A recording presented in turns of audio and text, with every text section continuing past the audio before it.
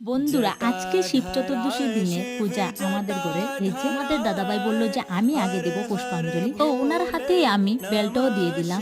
আর তোমাদের নন্দন কিভাবে দিচ্ছে দেখো। দুধ দিয়ে শিবের পূজা করা শেষ, এখন পুষ্পাঞ্জলি নিয়ে বেলকে পূজা করছে নন্দন। বন্ধুরা, আজকে তো সবাই বেল দিয়ে ঠাকুর পুজো দেয়, তাই নন্দন একটু বেলের পূজা করে নিল। আর বন্ধুরা, তোমাদের নন্দন ভক্তি কিন্তু খুব সুন্দর করে করে। এই যে আর মনে হচ্ছে নন্দনের আজকে একটু বেশি ভাব লেগে গেছে। তো বন্ধুরা, ওরা বাবা ছেলের পুষ্পাঞ্জলি দেওয়া শেষ, এবার আমি পুষ্পাঞ্জলিটা দিয়ে দিই। তো আগে আমি জল ডাললাম, তারপরে এই যে দুধটা ডালছি। আর বন্ধুরা, ওরা বাবা ছেলে দুধ ডালতে ডালতে বাটিটা একদম ভরে ফেলেছিল শিবলিঙ্গের, তাই আমি বেশি দুধ ডালতে পারি। বন্ধুরা, আমাদের ঘরের পুজো শেষ করে তারপর চলে গেলাম মন্দিরে। বন্ধুরা, মন্দিরে এসে দেখি এত ভিড়, কোনো মতে মন্দিরের ভিতরে ঢুকে এই যে দুধটা ডালার পরে বেল ফুল দিয়ে দিলাম, আমি অঞ্জলিটা দিয়ে তারপর তোমাদের নন্দনের হাতে করেও আবার একটু অঞ্জলি দিয়ে দিলাম। এই যে ও খুব সুন্দর করে দিচ্ছিল। শিব চতুর্দশীতে শিব মন্দিরে না গেলে কি হয়? এই মন্দিরটা আমাদের বাড়ির পাশে, বেশি দূর নয়, প্রত্যেক বছরই